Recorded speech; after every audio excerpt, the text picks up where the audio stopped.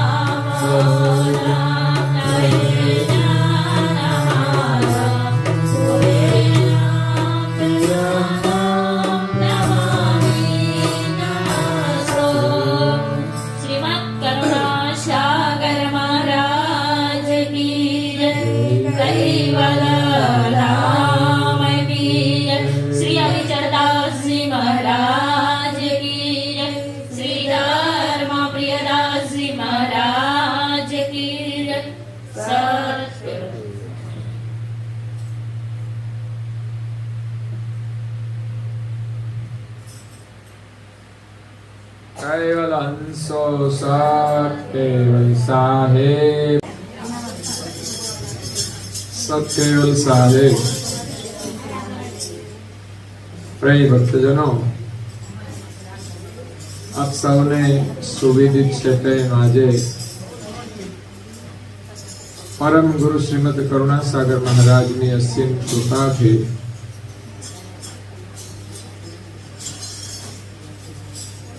श्री कल्पेश भाई, कालिदास भाई तथा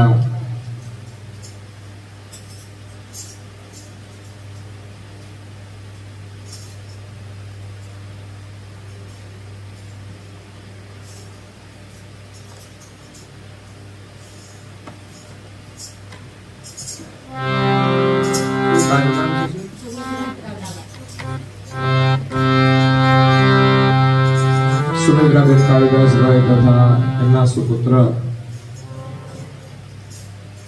કલ્પેશભાઈ કાલિદાસભાઈ અને બહેન શ્રી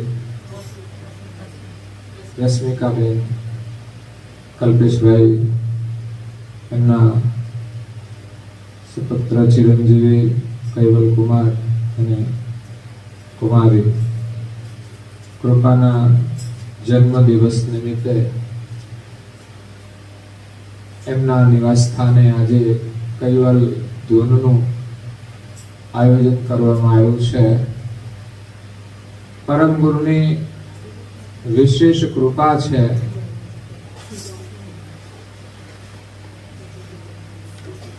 અહીંયા એક સુંદર યોગ છે, બંનેનો જન્મ સાથે થયો છે, તેમજ બંનેના નામનો સમન્વય બહુ સુંદર છે। એકનું નામ કૈવલ છે અને એકનું નામ કૃપા છે। આવા જ બે બેનભાઈ સુરતમાં છે, અહીંયા આવે છે સેવામાં। એ જોડી પણ એવી છે। પરમ ગુરુની કૃપાથી એને જે નામ મળ્યું એ પણ કૈવલ અને એની કૃપા। અને આજ વિશેષ કરીને બંનેના આશીર્વાદ માટે ઘરે કૈવલ ધૂનનું આયોજન કરવામાં આવ્યું છે, એટલે એ પણ કૈવલ નામનું સ્મરણ છે, જેનાથી આ ઘર આપણું પાવન થાય। એમ તો મંદિરમાં આવીને તમે કરી દો તોય થઈ જાય, પણ આપણું ઘર તો રહી જાય। એટલે આપણા ઘરે કરાવીએ એનું મહત્વ છે કે આ ઘરની અંદર એક યજ્ઞ થાય છે. શાસ્ત્ર વિધિ થાય ત્યારે આપણે મંદિરમાં વિધિ કરાવીએ તો ચાલે કે નહીં? વાસ્તુ વિધિ તો કે ના, આપણા ઘરમાં જ આપણે યજ્ઞ કરવો પડે. એમ સમયાંતરે આપણા ઘરમાં આ મંત્ર સ્મરણના યજ્ઞ થાય, ભજન સ્મરણના યજ્ઞ થાય, સત્સંગ સ્મરણના યજ્ઞ થાય, તો એનાથી આપણું ઘર અને આપણા પરિવારજનો પાવન થાય છે. અને ખાસ નજીકના પાડોશીને પણ સારો લાભ મળે. અને તો એ મંદિર સુધી ના આવી શકતા હોય તો એ પણ પડોશના નાતે આવી જાય. એટલે ઘરે રાખવાનું વિશેષ મહત્વ છે. આજે જન્મ દિવસ છે, કેટલા વર્ષ પૂર્ણ કર્યા? 25. બરાબર છે.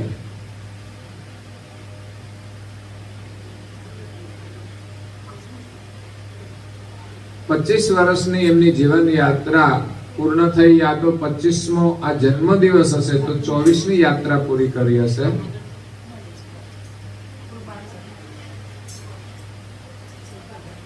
આમ તો મેં બંનેને સત્કેવલ સાહેબ હેપી બર્થડે થી શુભકામનાઓ તો મોકલી જ આપી છે. કદાચ મોબાઈલમાં મળી ગઈ હશે અને બંને ખુશ છે. સરસ. હમણાં જ મેં ગયા, બહુ આનંદ થયો એમની સાથે રહેવાનો. પગે સારું થઈ ગયું?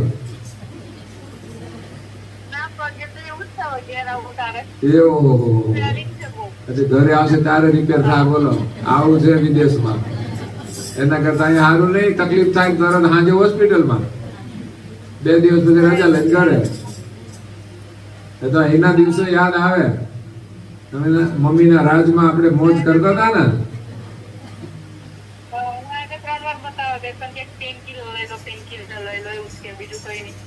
મમ્મીના રાજમાં એ મજા હતી, યાદ આવે હવે.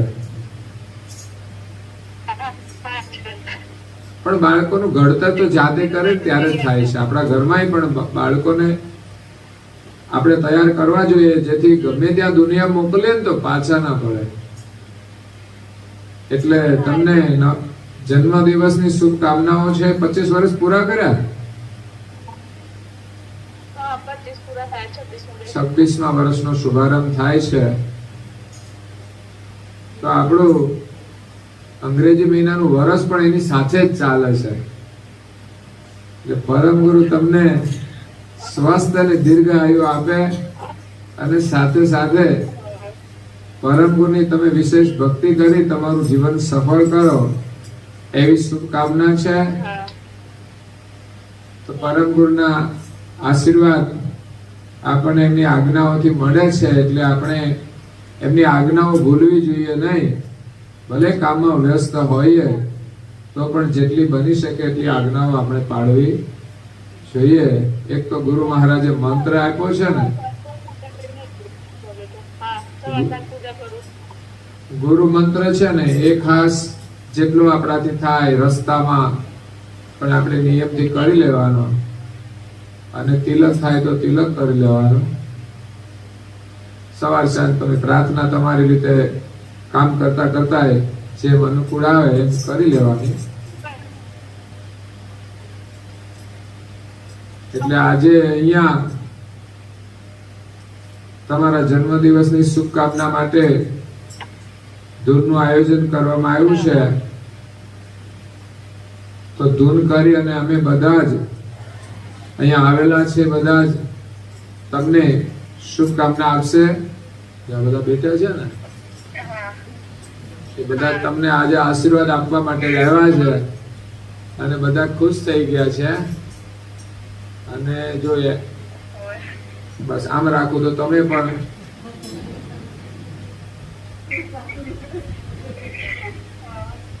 કોઈ નીચે બેઠા છે, કોઈ ખુરશીમાં બેઠા છે. વડીલો બધા ખુરશીમાં બેઠા છે.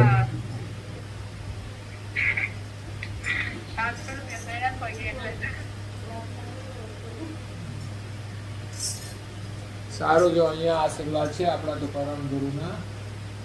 સરસ.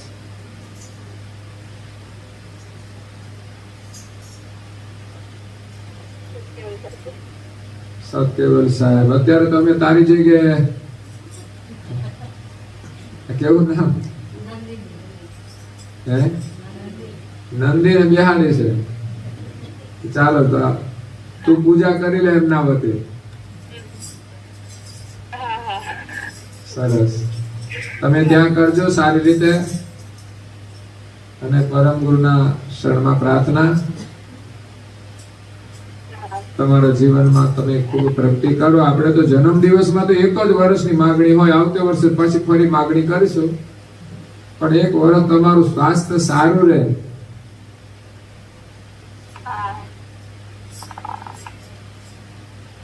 અને વિશેષ પરમ ગુરુના આશીર્વાદ તમારા પર હંમેશા રહે.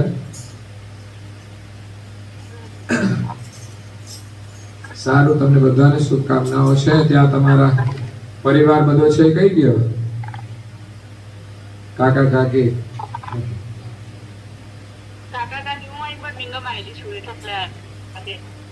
ત્યાં આવ્યા છે બીજે એમ ને?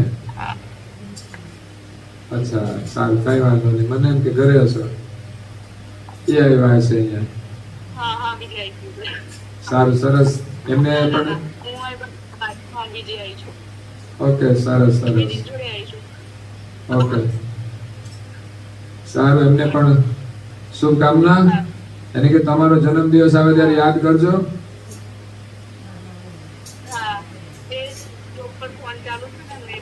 સારું, બોલે. હા, પછી મળીએ. સત્યવત સાહેબ. એટલે જન્મદિવસ પ્રસંગે આપણે કૈવલ ધૂન રાખી અને કૈવલનું સ્મરણ કરીએ તો કૈવલની આપણને કૃપા પ્રાપ્ત થાય. એટલે અહીંયા કૈવલ અને કૃપાને બંનેને પરમ ગુરુના આશીર્વાદથી કૈવલની કૃપા પ્રાપ્ત થાય. એટલે ખાલી નામ રાખવાથી કામ પૂરું નહીં થઈ જાય, યાદ રાખવાનું છે. એક સારું છે કે નામથી આપણા પરિવારની અંદર એ સંસ્કાર રહે છે, પરંતુ એમના શરણમાં જઈ દીક્ષિત થઈ અને જેટલા આપણે એમના આજ્ઞાંકિત થઈશું, એને સમર્પિત થઈશું, એટલી જ એમની કૃપા આપણા ઉપર વરસશે. આપણે પરિવારમાં પણ જોઈએ છે ને કે બાળક જેટલો આજ્ઞાંકિત હોય ને એટલો માતા પિતાને એને ગૌરવ થાય, સ્વાભાવિક થાય. તો એવી જ રીતે આપણે જેટલા પરમ ગુરુના આજ્ઞાંકિત થઈશું ને એટલા જ પરમ ગુરુ આપણા ઉપર પ્રસન્ન રહેશે. અને એની પ્રસન્નતા છે એ જ એમની કૃપા છે. તો સદાય પરમ ગુરુ આપણા ઉપર ખુશ રહે, પ્રસન્ન રહે, એના માટે આપણે સમર્પિત થઈને રહેવાનું છે, એમના થઈને રહેવાનું છે. બાળક માતા પિતાનો તો હોય છે, એમનો થઈને રહે તો જ એ ખુશ રહે છે, એને આશીર્વાદ મળે છે.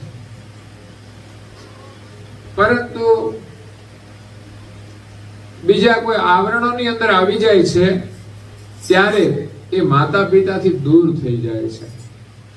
માતા પિતા હોવા છતાંય એના આશીર્વાદ મળી શકતા નથી. એટલે આવા ધાર્મિક કાર્ય કરવાથી બાળકો પ્રત્યે, બાળકોને માતા પિતા પ્રત્યે એક લાગણી હંમેશા બની રહે. અને વિશેષ એની અંદર આ ધાર્મિક ક્રિયાઓનો જે ભાવ છે એ પણ સદાય જીવંત રહે.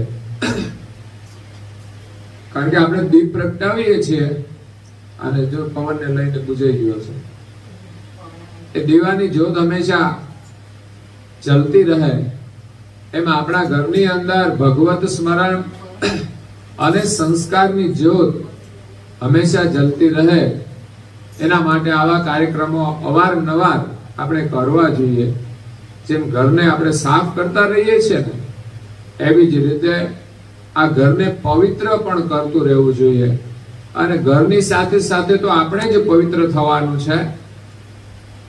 પણ આપણે ઘરે કરીએ તો બંને લાભ થાય છે. એટલે ઘરની અંદર એક સાત્વિક ઉર્જા આવે છે, કારણ કે ઘરની અંદર બીજી બધી ઉર્જાઓ પણ કામ કરતી હોય છે. ટીવી ચાલે તો ટીવીની ઉર્જા નીકળે પાછી, પછી આપણે જે કંઈ વાતોચીતો કરીએ તો એ પણ એક ઉર્જા બનતી હોય છે. અને જ્યારે પ્રાર્થના ઉપાસના થાય ત્યારે પણ એક ઉર્જા પ્રગટ થતી હોય છે. એટલે ઉનાળો હોય તો ગરમી આવે ઘરમાં, એમ ઘરમાં જો વાતાવરણ ગરમ થઈ જાય ને તો ગરમી આવે, પણ ભગવત સ્મરણ થાય ને તો ઠંડક આવે. એટલે હવે તો ઘરમાં બધા એસી ફિટ કરી દીધા છે, પણ છતાંય આ કૈવલ સ્મરણનું એસી તો જોઈશે જ. હો, પેલું એસી એકલું કામ નહીં કરે. અમે જોયું છે, બધે ઘરમાં ફરીએ છીએ. સારું છે, વ્યવસ્થા પ્રમાણે સગવડ થઈ જાય, એ પણ ભગવાનની દયા હોય તો થાય, નહીં તો એ પણ થતું. તમે સગવડ કરી એટલું જ ને, અમારા મંદિરમાં પણ તમે સગવડ કરી આપી. એટલે બધાનો સહયોગ સારો છે, અને અમારે મંદિરમાં પણ તમારા માટે જ કરવાનું છે. અમારે તો છે ને, જેટલું વસાવીએ છીએ એ લોકો માટે છે. અમારા માટે તો કેટલું જોઈએ ને, એ તો ઓછામાં ઓછું અમે જરૂરિયાતથી જીવીએ ત્યારે તમને ખ્યાલ આવે કે કેટલાથી અમે જીવી શકીએ છીએ. માત્ર 2 જોડી કપડા હોય ને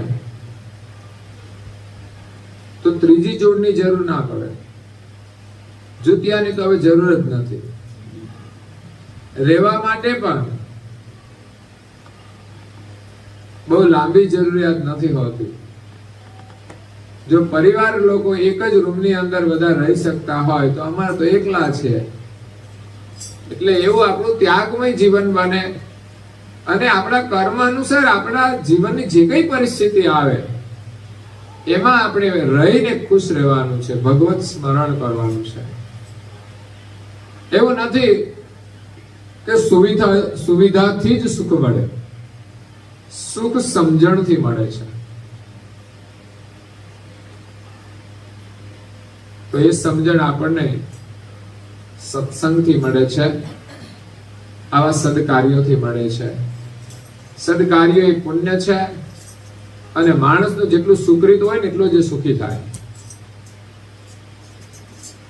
સુકૃત જેટલું હોય એટલા આપણે સુખી થઈએ છીએ. એટલે સુકૃત કરતા રહેવું પડે, નહીં તો પછી આપણું જે જમા પડ્યું હોય ને પટારો ખાલી થઈ જાય ને પછી એકદમ કઈ ભેગું થતું નથી. એટલે જ્યારે આપણે સુખી હોઈએ ને ત્યારે સુકૃત કરતા રહેવાનું, અને સુકૃત થી જ આપણને સુખ અને શાંતિ મળશે. બાકીની જે વ્યવસ્થા છે ને એ તો માત્ર વ્યવહાર માટે છે, સુખ અને શાંતિ માટે નથી. તો આપ સૌને પણ પરમ ગુરુના ખૂબ આશીર્વાદ. આજે ધૂનનો લાભ લેવા માટે આવ્યા છો, અને બંને બાળકોને આપણે શુભકામનાઓ આપીએ છીએ કે સદાય ખુશ રહે, સ્વસ્થ રહે, એની જીવન યાત્રા આગળ વધે, ભગવાન એની દીર્ઘાયુ પ્રદાન કરે. એ શુભકામના સાથે એમના પરિવારજનો છે એમને ખાસ આશીર્વાદ છે, કારણ કે ઘરમાં જે વડીલો છે એના આશીર્વાદથી જ આ પરિવાર સુખી હોય છે. તો ઘરમાં એમના આશીર્વાદ હંમેશા આપણે લેતા રહીએ, અને એનું ભક્તિમય જીવન છે જ આપણને ભક્તિની પ્રેરણા આપે છે. અને ઘરમાં બધા જ પ્રેમથી આપણે રહીએ, એના જેવું બીજું કોઈ સુખ નથી. ભલે ની ઝૂંપડામાં રહેતા હોઈએ, પણ બધા પ્રેમથી રહેતા હોય ને તો સમજવાનું કે એના આગળ સ્વર્ગ પણ કઈ જ નથી. કારણ કે સ્વર્ગમાં ઝઘડા છે ભાઈ. હા, જવું હોય તો જાજો. કદાચ તમને મારે સ્વર્ગમાં જવું છે પણ ત્યાં ડખો તો થશે જ. હો, અહીં છે એવો જ થશે, કોઈ ફરક જ નહીં. પરંતુ ભગવાન આપણને કોઈ ઝૂંપડામાં રાખે ને તોય રહેવાનું, પણ આપણે બધાની સાથે પ્રેમથી રહીએ એ જ માગણી કરવાની. તો એમાં આપણને સુખ મળશે.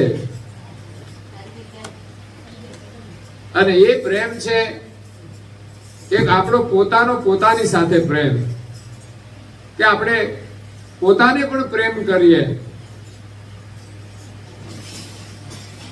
પોતાનું સારું થાય એવું કામ કરીએ.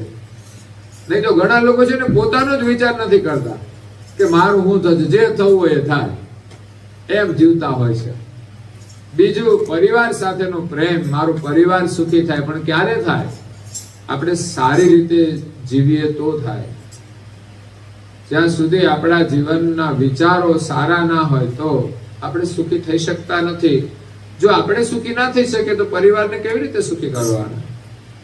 એટલે ઘણી બધી સમસ્યાઓ છે, એને આપણે દૂર કરી અને પરિવારને આપણે સુખી કરવાના છે. અને એથી વિશેષ જો સુખી થવું હોય ને તો પરમ ગુરુ સાથે પ્રેમ રાખજો અને જે કઈ કાર્યક્રમ હોય ને દોડ્યા આવજો લાભ લેવા માટે. આ લાભ અને આ સમય ફરી મળશે નહીં. સંસારના બધા જ કાર્યો છે ને એ જતા રહેશે ને તો એનો ફરી અવસર મળશે, પરંતુ ભગવત સ્મરણનો જે સમય છે એ અવસર છે એ પછી મળશે નહીં. મહત્વ છે આપણામાં ભાવ. એ કાર્ય કરવાનું જો ભાવ આવી ગયો ને તો કરી લેવાનું, બાકી ભાવ ગયો ને પછી મોટો કાર્યક્રમ હશે ને તોય આપણે કરી શકવાના નથી, લાભ લઈ શકવાના નથી. ભાવ પ્રધાન છે. જે સમયે ભાવ આવે ને એ સમયે સારું કામ કરી લેવાનું, બસ બધું કામ છોડી દે. એટલે સવારે નિત્ય પ્રાર્થના પૂજા કરજો. મારે ખાસ કહેવાનું છે કે દરેક ઘરમાં એક પરંપરા ઊભી થાય. ઘરમાં કોઈ વ્યક્તિ એવી ન હોય કે જે ઘરમાં સૂર્યોદય પછી ઊંઘતી હોય. સૂર્યોદય પહેલા સ્નાન કરી અને દરેક વ્યક્તિ પૂજા કરે. દરેક વ્યક્તિ ચંદનથી પૂજન કરે. એ પૂજન કરેલી ચંદનથી તિલક કરે. પછી ગુરુ મંત્ર મળેલો હોય તો 5 મિનિટ મંત્રનો જપ કરે. અને ઉપાસના આખી ન આવડે તો એક ઓછામાં ઓછી એક આરતી તો અવશ્ય એને કરવી જોઈએ અને આવડવી જોઈએ. પણ હજુ આપણે પૂછીએ ને કોઈને ના આવડે, બોલો મંત્રમાં લોચા મારે કદાચ, પણ 90% મંત્ર તો આવડતો હશે, કારણ કે અહીંયા થોડી પ્રવૃત્તિ ચાલે છે એટલે થોડી જાગૃતિ તો હશે જ. પણ આપણે કોઈની પરીક્ષા નથી કરતા. પણ હું તો એમ જ કહું છું કે તમે જાગો અને પરિવારને જગાડો. મેં કહ્યું એક તો તમારો પોતાના પ્રત્યે પ્રેમ અને એક પરિવાર પ્રત્યે પ્રેમ. પરિવાર પ્રત્યે પ્રેમ એ છે કે એને આપણે ગાડી લઈ દઈએ પ્રેમ નથી, પરંતુ ગાડી હાથમાં આવ્યા પછી એને બહુ સમજપૂર્વક ચલાવે, જરૂરિયાત પૂરતી વાપરે, બીજાને મદદરૂપ થાય એવી સમજણ એને આપવાની છે. એટલે પરિવારનો પ્રેમ એ છે કે એ પરમ ગુરુની પ્રાર્થના કરે, ઉપાસના કરે, એમની આજ્ઞાઓ પાળે. એ પરમ ગુરુનો પ્રેમ છે. તો આ પરિવાર સાથેનો પ્રેમ કહેવાય. તો પરિવાર આપણો સંસ્કાર સંપન્ન બને ને તો ચોક્કસ સુખી થશે. અત્યારે માર્કેટ તો છે ઘણી સંસ્કારની, પણ માર્કેટમાં માલ બહુ ઓછો આવે છે. આ તો જેનું ભાગ હોય ને એને મળી જાય છે, બાકી મળતો નથી. જે મળે એનાથી ચલાવવું પડે છે પછી, એવી પરિસ્થિતિ છે. એટલે ભાગશાળી છે અમારા કૈવલ કુમાર, અને સામે વાળા ભાગશાળી જ કહેવાય. એટલે પરિવારજનો આવ્યા છે અહીંયા. નંદી એમનો પરિવાર, બંને પરિવારનો સમન્વય સામે કૃપા અને એમનો પરિવાર સામેનો બંને પરિવારોને શુભકામનાઓ છે, પરમ ગુરુના આશીર્વાદ. હવે બંનેને આશીર્વાદની સાથે સાથે આપણે બધા પણ પરમ ગુરુના આશીર્વાદ લઈશું. ચોમાસું હવે જવાની તૈયારી છે, પણ છેલ્લો વરસાદ આવે તો એની અંદર આપણે ઠંડક લઈએ, સ્નાન કરીએ. એ ગુરુ મહારાજની આજે જે કૃપાની વર્ષા છે એમાં આપણે બધા સ્નાન કરીને પાવન થઈએ, પવિત્ર થઈએ. અને હંમેશા લાભ લેતા રહીએ. આ સાથે કૈવલ અને કૃપાને 26મા જન્મદિવસની શુભકામના સાથે આપણે અહીંયા પરમ ગુરુના શરણમાં એક સ્તુતિ વંદના કરી અને પછી આગળ ધૂનનો પ્રારંભ કરીશું. અસ્તુ સત્કૈવલ સાહેબ.